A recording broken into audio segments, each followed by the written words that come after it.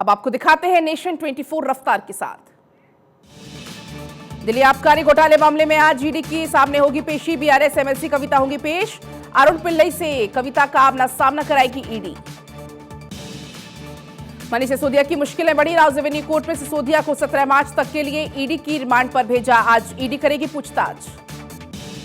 मनीष सिसोदिया को जमानत पर राउज एवेन्यू कोर्ट ने राहत नहीं। सिसोदिया की जमानत पर याचिका सुनवाई टली। मामले में 21 मार्च को होगी अगली सुनवाई। मनीष सिसोदिया के वकील ने सुनवाई के दौरान कहा, पुख्ता सबूत के बजाय एजेंसी की धारणा के हिसाब से हो रही गिरफ्तारी। ईडी को दिखाना होगा पैसा कहां गया। कोर्ट में ईडी का पक्ष एडवोकेट जोहेब हुसैन ने रखा। कहा, शराब नीति तैयार करने के पीछे साजिश थी। इसके नियम बदलकर कुछ खास लोगों को 6 की जगह 12% तक लाभ पहुंचाया। सिसोदिया को रिमांड पर आम आदमी पार्टी का बीजेपी पर निशाना। सांसद संजय सिंह ने कहा, बीजेपी का मकसद आम आदमी पार्टी को बदनाम करना। सिसोदिया के खिलाफ एक भी सबूत नहीं मिले। सिसोदिया को जेल में रखने की साजिश।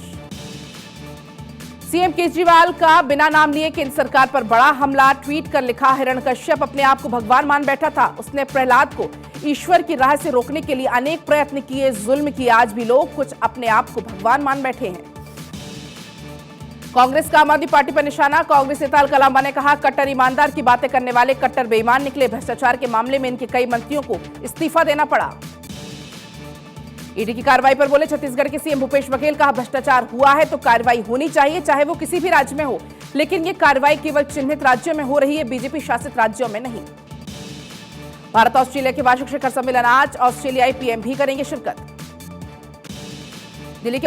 दिल्ली में आपको बता दें, ऑस्ट्रेलिया और भारत के बीच हुई बायलैटरल मीटिंग। दोनों देशों के बीच डिफेंस और ऊर्जा के क्षेत्र में करारों पर हुआ समझौता। पीएम मोदी ने ऑस्ट्रेलिया के मंदिरों पर जताए हमले पर जताई चिंता।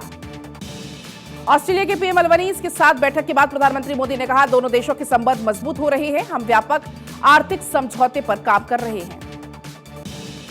12 मार्च को कर्नाटक के दौरे पर जाएंगे प्रधानमंत्री मोदी। विशाल जनसभा को करेंगे संबोधित। कर्नाटक में मई तक विधानसभा चुनाव होने की संभावना। पीएम मोदी आज पोस्ट बजट वेबिनार को करेंगे संबोधित। सुबह 10 बजे प्रधानमंत्री मोदी का संबोधन। कर्नाटक में मांड्या और हुबली धारवाड़ का दौरा करेंगे प्रधानमंत्री मोदी। करीब 16,000 करोड़ की योजनाओं का लोकार्पण और शिलान्यास करेंगे। दुनिया के सबसे लंबे रेलवे प्लेटफॉर्म को भी करेंगे समर्पित।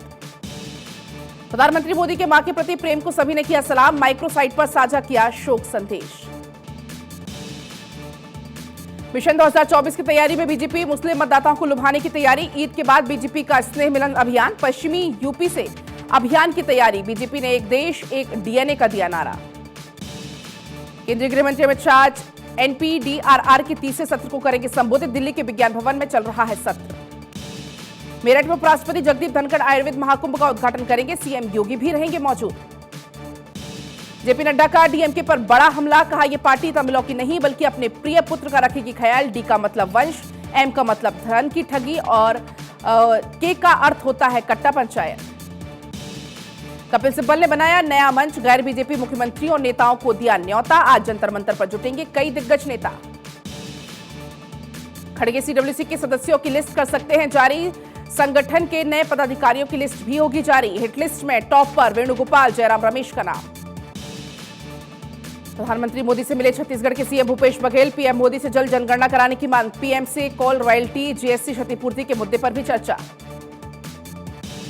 साई रिसोर्ट मामले में उद्धव गुट के नेता सदानंद कदम गिरफ्तार। ईडी ने मनी लॉन्ड्रिंग को लेकर लिया एक्शन। अनिल परब के करीबी हैं सदानंद कदम।